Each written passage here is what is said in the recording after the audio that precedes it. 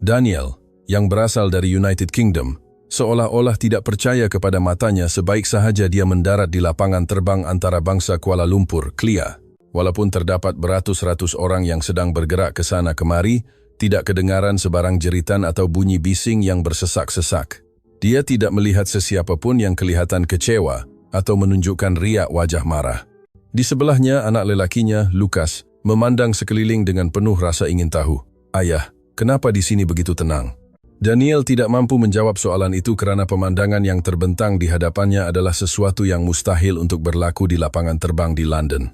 Namun, untuk sampai ke saat yang menakjubkan ini, mereka telah melalui satu perjalanan yang panjang. Kisah ini bermula setahun yang lalu. Daniel merupakan seorang akuntan yang tinggal di pinggir bandar London. Setiap pagi dia bangun pada jam 6 pagi, bersesak-sesak menaiki kereta api yang padat untuk ke pejabat, dan hanya pulang ke rumah dalam keadaan keletihan selepas jam 9 malam. Istrinya, Emily, juga bekerja sebagai pereka di sebuah syarikat pengiklanan. Kedua-duanya sibuk dengan pekerjaan setiap hari. Anak lelaki mereka, Lucas, yang menuntut di tahun 3 sekolah rendah, sentiasa diserahkan kepada pengasuh selepas waktu sekolah, sehingga hampir tidak mempunyai masa bersama ibu bapanya. Walaupun pada hujung minggu, Daniel akan membuka komputer ribanya untuk menyemak email kerja.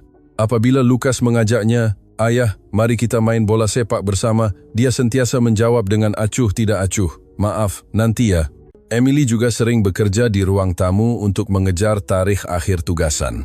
Tanpa disedari, masa untuk mereka sekeluarga ketawa bersama telah hilang. Suatu hari semasa makan malam, Lucas tiba-tiba bertanya, "Hei, adakah kita benar-benar sebuah keluarga?" Kata-kata ini membuatkan Daniel dan Emily saling berpandangan. Soalan polos anak mereka itu benar-benar menghiris hati. Walau bagaimanapun, mereka tidak mempunyai tenaga untuk melakukan sebarang perubahan. Kehidupan harian yang sibuk berterusan, begitu sahaja. Pada ketika itulah, Daniel menerima satu panggilan antarabangsa. Pemanggilnya adalah sepupunya, Mike. Daniel mendengar kabar bahwa Mike telah berhenti kerja beberapa tahun lalu dan sedang mengembara ke seluruh dunia, tetapi mereka sudah lama tidak berhubung. "Daniel, sebenarnya saya ada sesuatu nak beritahu. Saya telah memutuskan untuk berhijrah ke Malaysia." Daniel tidak dapat menahan diri daripada bertanya, "Malaysia? Kamu biar betul?" Mike ketawa di hujung talian dan menjawab, "Betul. Selepas tinggal di Malaysia, pandangan hidup saya berubah sepenuhnya. Tempat itu mempunyai sesuatu yang telah lama kita hilangkan." Daniel tidak faham. Baginya, tanggapan tentang Malaysia hanyalah tentang menara berkembar Petronas dan cuaca panas. Dia tidak dapat membayangkan sepupunya akan tinggal di sebuah negara Asia Tenggara yang jauh itu.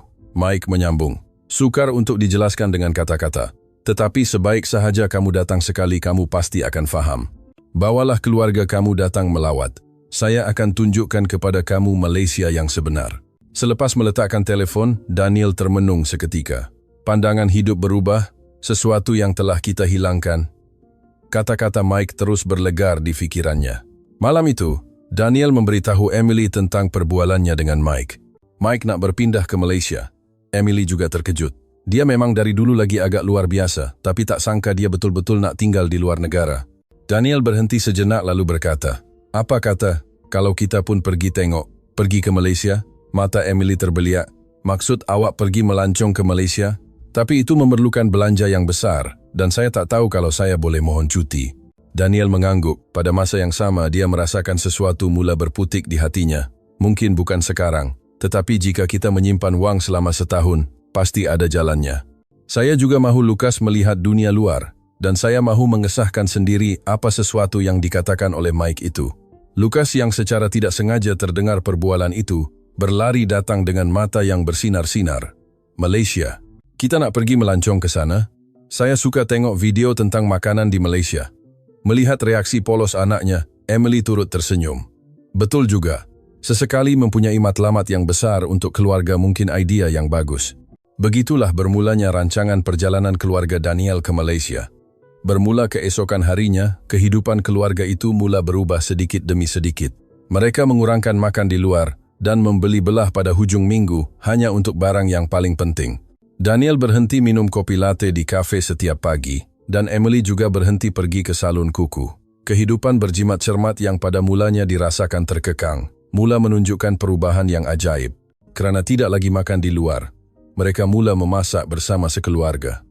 Lukas membasuh sayur, Emily menyediakan perasa, dan Daniel memanggang daging. Masa-masa ringkas seperti ini, tanpa disedari menjadi kegembiraan buat mereka sekeluarga. Berjalan-jalan di taman awam yang tidak memerlukan belanja dan bermain permainan papan di rumah menjadi aktiviti tetap pada hujung minggu. Wajah Lukas kelihatan jauh lebih ceria berbanding sebelum ini.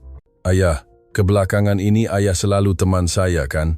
Kata-kata anaknya itu membuatkan hati Daniel tersentuh. Jika tidak kerana matlamat berjimat ini, mungkin masa berkualiti ini tidak akan wujud. Apa yang sebenarnya kita anggap penting dalam hidup selama ini? Daniel jatuh ke dalam pemikiran yang mendalam. Setahun kehidupan berjimat cermat bukanlah mudah, tetapi angka dalam buku akaun simpanan mereka bertambah dengan stabil. Yang paling penting, ikatan kekeluargaan mereka menjadi lebih erat daripada sebelumnya. Akhirnya, hari yang dinantikan telah tiba. Di lapangan terbang, selepas selesai urusan mendaftar masuk dan dalam perjalanan ke pintu berlepas, Lukas menjerit dengan teruja, "Ayah, ibu, kita betul-betul nak pergi ke Malaysia, macam tak percaya." Daniel mengusap kepala anaknya dan tersenyum. "Ya, usaha kita selama setahun ini akhirnya berbaloi." Emily juga mengangguk gembira. "Saya pun tak sabar nak tahu apa keunikan Malaysia yang dikatakan oleh Mike itu." Pesawat berlepas, dan sambil melihat pemandangan kota London yang semakin mengecil dari tingkap, Daniel berfikir dalam hati, apa yang akan kita temui dalam perjalanan kali ini? Apakah jenis tempat yang telah mengubah hidup Mike itu? Selepas penerbangan selama belasan jam, pengumuman di dalam kabin kedengaran. "Para penumpang yang dihormati, kita akan mendarat di lapangan terbang antarabangsa Kuala Lumpur tidak lama lagi." Di luar tingkap, bumi Malaysia yang disinari cahaya matahari pagi terbentang di hadapan mata. Jantung Daniel berdegup kencang. Akhirnya, keluarga Daniel memijak tanah Malaysia. Bermula dari saat mereka beratur untuk pemeriksaan imigresen, Daniel sudah merasakan satu kelainan. Walaupun terdapat beratus-ratus orang yang beratur, tidak ada seorang pun yang mengganggu barisan. Jangankan memotong barisan, malah tidak ada yang berlanggar bahu dengan orang sebelah. Ini adalah pemandangan yang sukar dibayangkan di lapangan terbang London. Di sana, setiap orang biasanya gelisah, tidak sabar, dan saling berebut-rebut untuk kehadapan. Layanan pegawai imigresen juga mengejutkannya. Mereka tersenyum, menyapa dengan sopan, menerima pasport dengan kedua-dua belah tangan, dan memulangkannya juga dengan kedua-dua belah tangan. "Selamat datang ke Malaysia." Mendengar suara yang lembut itu, Daniel secara spontan menjawab dalam bahasa Melayu, "Terima kasih." Dalam perjalanan ke tempat tuntutan bagasi, terdapat sesuatu yang lebih mengejutkan. Beg-beg pakaian yang keluar dari tali sawat disusun dengan begitu kemas dengan pemegang menghadap keluar. Emily membelalakkan matanya. "Lihat itu, ada orang yang sengaja menyusun arah beg-beg itu dengan rapi." Daniel memandang sekeliling. Dia melihat kaki tangan lapangan terbang sedang menyesuaikan arah setiap beg pakaian dengan teliti.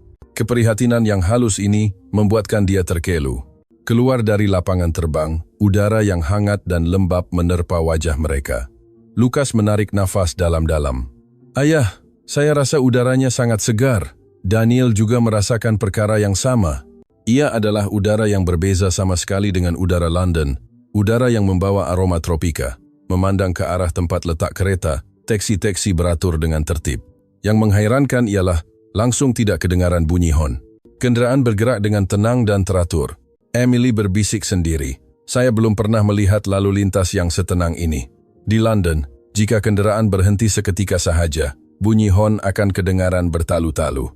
Bagi Daniel yang menganggap bunyi hon itu perkara biasa, ketenangan ini adalah sesuatu yang mengejutkan. Keluarga itu menaiki Clia Express menuju ke pusat bandar Kuala Lumpur. Sebaik sahaja melangkah ke dalam tren, Daniel sekali lagi mengalami siri kejutan. Ruang kabin sangat bersih, tidak ada satu pun kotoran pada tempat duduk. Kaca tingkap dilap bersih, dan tidak ada sampah yang kelihatan di atas lantai. "Ayah, tren ini sangat bersih," Lukas berkata dengan teruja. Daniel mengangguk sambil teringat akan kereta api bawah tanah, Tube di London. Di sana, tempat duduk yang kotor, sehingga membuatkan orang teragak-agak untuk duduk adalah perkara biasa, manakala kesan gula-gula getah dan contengan grafiti adalah pemandangan lazim. Apa yang lebih mengagumkan ialah tingkah laku penumpang. Tiada sesiapa yang bercakap dengan kuat dan tiada yang membuat panggilan telefon. Semua orang dengan tenang menggunakan telefon pintar atau memandang keluar tingkap. Di dalam kereta api di United Kingdom, Anak muda yang memasang muzik dengan kuat atau pekerja pejabat yang tidak henti-henti bercakap di telefon adalah pemandangan biasa. Ketenangan ini bagi Daniel seolah-olah berada di dunia yang berbeza. Setibanya di stasiun KL Sentral, mereka pada mulanya terpegun dengan lautan manusia. Ia adalah sebuah pusat pengangkutan gergasi dengan ribuan orang yang keluar masuk. Namun yang peliknya, walaupun sesak, tidak ada sesiapa yang akan melanggar Anda. Orang ramai seolah-olah berjalan mengikut landasan yang tidak kelihatan, bergerak dengan lancar. Emily berkata dengan kagum, begitu ramai orang tetapi langsung tidak rasa tertekan. Daniel memandang sekeliling stesen. Hampir tidak nampak tong sampah, tetapi tidak ada sehelai pun sampah di lantai. Dindingnya juga tidak ada contengan, semuanya berkilat di lap bersih. Lukas bertanya dengan penuh ingin tahu. Ayah, tak ada tong sampah, macam mana semua orang buang sampah ya? Daniel berfikir sejenak lalu menjawab, mungkin mereka bawa balik rumah. Ini benar-benar kualiti rakyat yang luar biasa. Selepas meletakkan beg di hotel, mereka sekeluarga memutuskan untuk bersiar-siar di jalanan. Walaupun ada perbezaan waktu jet lag, namun rasa teruja membuatkan rasa mengantuk hilang. Sedang mereka berjalan, Lukas berhenti dan menjerit.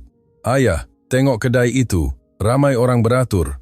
Daniel menoleh dan melihat sebuah kedai kecil nasi lemak yang mempunyai barisan sekitar 20 orang.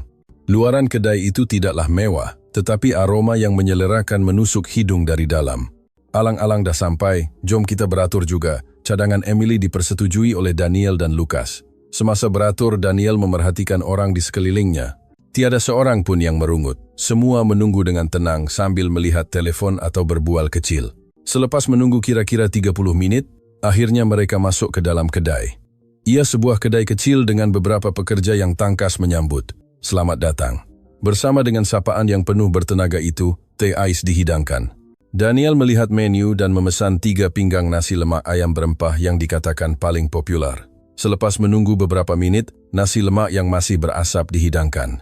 Nasi yang harum bersantan, dihiasi dengan sambal merah, kacang, ikan bilis, timun, dan seketul ayam goreng berempah yang besar. Mata Lukas bersinar. Wah, nampak sedap sangat. Daniel mengambil sudu dan merasai sedikit sambal dan nasinya. Pada saat itu, dia terpaku. Rasa lemak yang kaya tetapi tidak memuakkan. Rasa pedas yang mendalam tetapi meninggalkan rasa segar di hujungnya. Ini adalah rasa yang tidak pernah dia alami sebelum ini. Keenakannya semakin terasa apabila digabungkan dengan ayam goreng yang rangup. Harganya cuma sekitar Rm15 Rm. Macam tak percaya. Emily berkata dengan terkejut. Di London, jika mahu makan makanan dengan kualiti setanding ini, harganya mungkin 3 kali ganda atau lebih. Lukas makan dengan lahap. Ayah, nasi lemak Malaysia memang terbaik. Saya nak makan hari-hari. Melihat senyuman itu, hati Daniel terasa hangat. Semasa meninggalkan kedai, pemilik kedai berkata dengan mesra, terima kasih, sila datang lagi. Sikap yang jujur itu benar-benar menyentuh hati Daniel. Walaupun hanya makan hidangan yang tidak seberapa harganya, dia berasa dirinya dilayan seperti tetamu kehormat. Dalam perjalanan pulang ke hotel, mereka singgah di sebuah kedai serbaneka. Di dalamnya penuh dengan pelbagai pilihan makanan sedia dimakan yang berkualiti tinggi. Puding yang mereka beli mempunyai rasa yang lemak dan enak seperti yang dijual di gedung membeli belah besar. Di kaunter bayaran, pekerja kedai melayan dengan senyuman manis dan sikap yang peramah, membuatkan Daniel sekali lagi berasa kagum. Kembali ke hotel, sambil berbaring di katil, Daniel mengenang kembali apa yang berlaku hari ini. Ketenangan lapangan terbang, susunan beg yang teliti, kebersihan tren, keramahan orang ramai, kelazatan nasi lemak, dan kualiti tinggi kedai serbaneka. Belum sampai separuh hari di Malaysia, dia sudah merasakan nilai pribadinya sedang digoncang. Dia rasa dia mula faham maksud kata-kata Mike tentang pandangan hidup akan berubah. Namun, ini barulah permulaan. Keesokan paginya, keluarga Daniel memutuskan untuk menaiki tren ETS, Electric Train Service, menuju ke Pulau Pinang. Walaupun Mike tinggal di Johor Bahru, mereka mahu melihat kota warisan Malaysia memandangkan mereka sudah berada di sini. Berdiri di platform ETS di KL Sentral, Daniel melihat jadual waktu dan tidak percaya kepada matanya. Kereta api bertolak dan sampai tepat pada masanya. Di United Kingdom, kelewatan kereta api selama 10 menit adalah perkara biasa, malah 30 menit pun tidak akan mengejutkan sesiapa. Namun di Malaysia, ketepatan waktu ETS adalah sesuatu yang amat dihargai. Apabila kereta api berwarna perak dan kuning itu meluncur masuk ke stesen, Lukas yang pertama kali melihat ITS secara depan mata melompat kegembiraan. "Ayah, inilah ITS, hebatnya." Daniel juga merasa teruja seperti anaknya. Walaupun pernah melihat dalam foto, tetapi kehebatan fisikalnya melebihi jangkaan. Masuk ke dalam kabin, mereka sekali lagi terkejut dengan keselesaannya. Tempat duduk yang luas dengan ruang kaki yang sangat mencukupi. Kerusinya bersih, dan di belakang kerusi hadapan dilengkapi dengan meja lipat dan penyangkut barang. Emily berkata dengan kagum, "Macam kelas perniagaan dalam pesawat. Tak sangka ini cuma kelas standar." Walaupun tren bergerak laju, namun hampir tidak terasa gegaran. Memandang keluar tingkap melihat pemandangan sawah bendang di utara, Daniel jatuh ke dalam lamunan. "Ayah, tengok tuh, banyak sawah." Lukas menjerit sambil melekatkan wajahnya pada tingkap. Hamparan hijau sawah bendang berkilauan di bawah sinaran matahari Malaysia. Daniel mengabadikan pemandangan ini dalam ingatannya dan berasa sangat bersyukur kerana datang ke Malaysia. Setibanya di Pulau Pinang, keluarga itu mula-mula melawat Fort Cornwallis. Sedang berjalan di kawasan bersejarah itu, Lukas meraba saku seluarnya dan wajahnya berubah. "Ayah, gawat, dompet saya hilang." Daniel berasa pening seketika. Dia membiarkan anaknya membawa dompet yang mengandungi wang tunai sekitar RM300. "Bertenang, di mana kali terakhir kamu gunakannya?" "Tadi masa beli air di mesin layan diri." Daniel walaupun berasa sangsi, namun memutuskan untuk kembali ke mesin layan diri tersebut untuk melihat. Di United Kingdom, jika dompet hilang, secara dasarnya adalah mustahil untuk mendapatkannya kembali. Walau bagaimanapun, apabila dia sampai di mesin layan diri tersebut, dia melihat pemandangan yang sukar dipercayai. Dompet itu diletakkan di atas mesin layan diri. Apabila diperiksa kandungannya, wang kertas dan shilling semuanya masih ada tanpa disentuh sedikit pun. Daniel tergamam. Seseorang telah menemuinya dan meletakkannya di tempat yang mudah dilihat. Bukan sahaja tidak mencurinya, malah orang itu cukup prihatin untuk memastikan pemiliknya mudah menemuinya semula. Emily berkata dengan mata yang berkaca, "Rupanya ada tempat yang sebegini jujur." Lukas memeluk dompetnya erat sambil mengulang kata, "Nasib baik, nasib baik." Daniel berfikir, peristiwa ini tidak akan dia lupakan seumur hidup. Keluar dari Fort Cornwallis, mereka bersiar-siar di kawasan sekitar. Dalam perjalanan, mereka pergi ke tandas awam dan terdapat kejutan menanti di sana. Ia sangat bersih. Tidak seperti tandas awam biasa, malah disediakan tisu secara percuma. Lukas juga merasa kagum dengan pilih air automatik yang berfungsi dengan baik. Ini benar-benar jauh berbeza dengan tandas awam di London. Selepas itu, mereka singgah di sebuah pusat hiburan keluarga di pusat bandar, kerana Lukas sangat teringin untuk pergi. Sebaik sahaja masuk, Daniel terbeliak. Berpuluh-puluh mesin menangkap patung claw, machines, tersusun rapi bersama permainan video terbaru. Lukas terpikat dengan mesin menangkap patung. Dia sangat mahukan sebuah patung mainan, tetapi selepas mencuba beberapa kali, dia tetap gagal. Saat dia hampir berputus asa, seorang pemuda Malaysia yang bermain di sebelahnya menegur.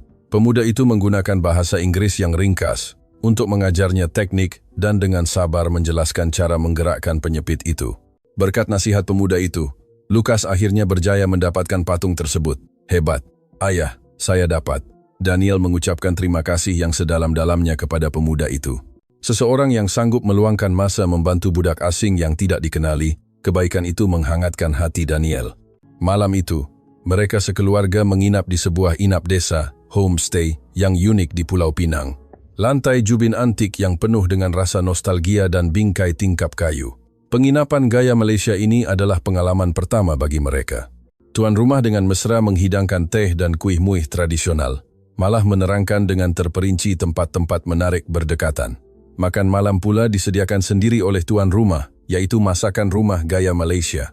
Melihat hidangan berwarna-warni yang dihidangkan satu persatu di atas meja, mereka sekeluarga terdiam. Kari ikan, sayur kangkung goreng belacan, telur dadar, dan ayam masak merah. Setiap satunya mengeluarkan aroma yang sangat menyelerakan. Emily memuji, "Ini sangat sedap, sehingga tak boleh berhenti makan." Lukas yang pada mulanya agak teragak-agak dengan masakan yang tidak biasa baginya, mula berubah riak wajah selepas satu suapan. "Ayah, kari ini sangat sedap."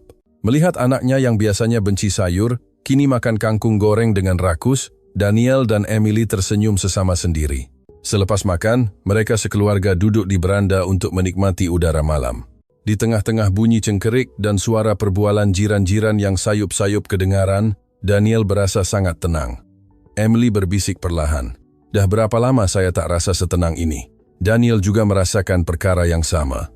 Di London, mereka sentiasa dikejar oleh sesuatu. Tidak ada masa untuk Minda benar-benar berehat.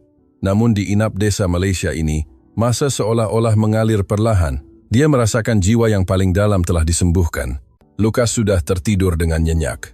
Melihat wajah tidurnya yang tenang, Daniel berfikir, "Akhirnya, saya mula faham alasan Mike berhijrah ke Malaysia."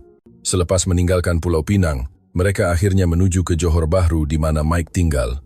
Perjalanan dengan pengangkutan awam yang efisien sekali lagi membuatkan Daniel menyadari betapa hebatnya rangkaian pengangkutan di Malaysia. Saat bertemu semula dengan Mike di stesen, Daniel tidak dapat menahan rasa terkejut. Mike kelihatan sangat berbeza berbanding semasa mereka bertemu di London dahulu. Riak wajahnya sangat tenang.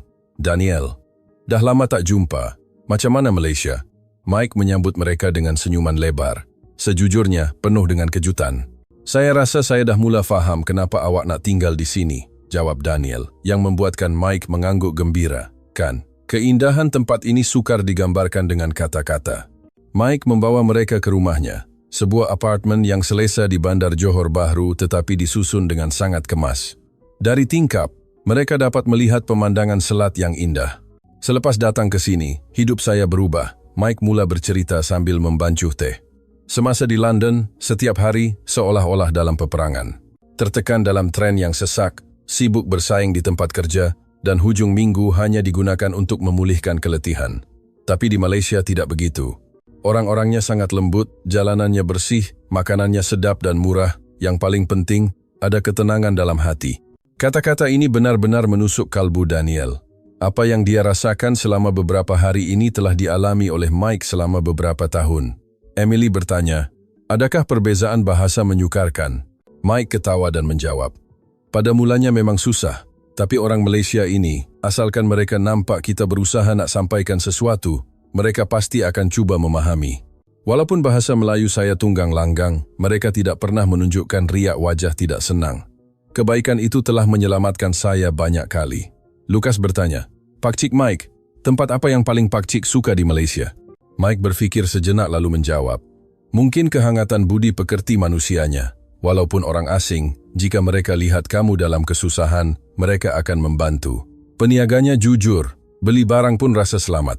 Ini adalah masyarakat yang kita boleh percayai."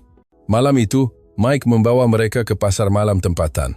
Di sana penuh dengan tenaga tetapi pada masa yang sama diselubungi suasana yang mesra. Makcik di gerai buah memberikan Lucas sepotong mangga secara percuma. Pakcik penjual sate berbual dengan mereka dalam bahasa Inggris yang ringkas. Mike berkata dengan bangga, "Orang-orang di pasar malam ini bagi saya sudah seperti keluarga sendiri." Melihat sepupunya kelihatan sangat bahagia, Daniel tumpang gembira dari lubuk hatinya. Pada hari kepulangan, di lapangan terbang Clia, Daniel mempunyai perasaan yang bercampur baur. 10 hari di Malaysia ini adalah masa yang paling bermakna dalam hidupnya. Ketenangan lapangan terbang, kesopanan orang ramai, kebersihan jalanan, kelazatan makanan, dan kualiti perkhidmatan yang tinggi, segala-galanya telah mengubah persepsi lamanya. Dalam perjalanan ke pintu berlepas, Lucas berkata dengan nada berat hati, "Ayah, saya tak nak balik. Saya nak terus tinggal di Malaysia." Daniel mengusap kepala anaknya. "Ayah pun sama, tapi kita pasti akan datang lagi." Emily juga mengangguk dalam diam, matanya kelihatan berkaca-kaca. Sebaik sahaja kembali ke London, Daniel seolah-olah ditarik balik ke realiti. Kebisingan lapangan terbang, tempat duduk tren yang kotor, layanan orang yang dingin, segala-galanya membentuk perbezaan yang ketara dengan Malaysia. Perkara yang dahulunya dianggap biasa, kini tidak lagi dirasakan biasa. Semasa bekerja, dia akan teringat tentang Malaysia secara tidak sengaja. Kereta api ETS yang tenang, inap desa yang penuh budaya, orang-orang yang peramah, dan yang paling utama, masa yang tidak ternilai bersama keluarga. Suatu malam, Daniel berkata kepada Emily, "Selepas ke Malaysia, baru saya sedar perkara yang penting. Selama ini kita jadikan kesibukan sebagai alasan dan mengetepikan perkara yang benar-benar penting." Emily mengangguk setuju. "Saya pun rasa begitu. Di Malaysia baru saya sedar betapa bahagianya masa bersama keluarga. Lucas memeluk patung mainan yang dibawa balik dari Malaysia dan menceritakan kenangan Malaysia hampir setiap malam. Setiap kali melihat senyuman itu, Daniel semakin nekat untuk lebih menghargai masa bersama keluarga dan mempraktikkan apa yang dipelajarinya di Malaysia dalam kehidupan seharian. Melalui perjalanan ini, Daniel benar-benar merasai keindahan negara Malaysia, ketertiban, budi pekerti, dan kebaikan rakyatnya. Semua ini bukan terbentuk dalam sekelip mata, tetapi merupakan budaya yang dipupuk dengan teliti oleh rakyat Malaysia dalam arus sejarah. Perjalanan keluarga Daniel bukan sekadar pelancongan biasa, tetapi sebuah perjalanan untuk menilai semula apa yang benar-benar penting dalam hidup. Dan kemudian, mereka menemui jawabannya melalui Malaysia. Malaysia memiliki satu kekuatan luar biasa yang mampu merangkul jiwa pengunjung dengan kelembutan dan mengubah nilai hidup mereka menjadi lebih tenang. Dilahirkan di tempat ini dan hidup di tempat ini mungkin merupakan satu kebahagiaan yang tidak ternilai yang dicemburui oleh ramai orang di dunia. Keindahan Malaysia dicipta bersama oleh setiap warga Malaysia. Tolong jangan lupakan kebanggaan itu dan teruslah menjaga Malaysia yang indah ini dari sekarang dan selamanya. Terima kasih kerana membaca sehingga ke penghujungnya.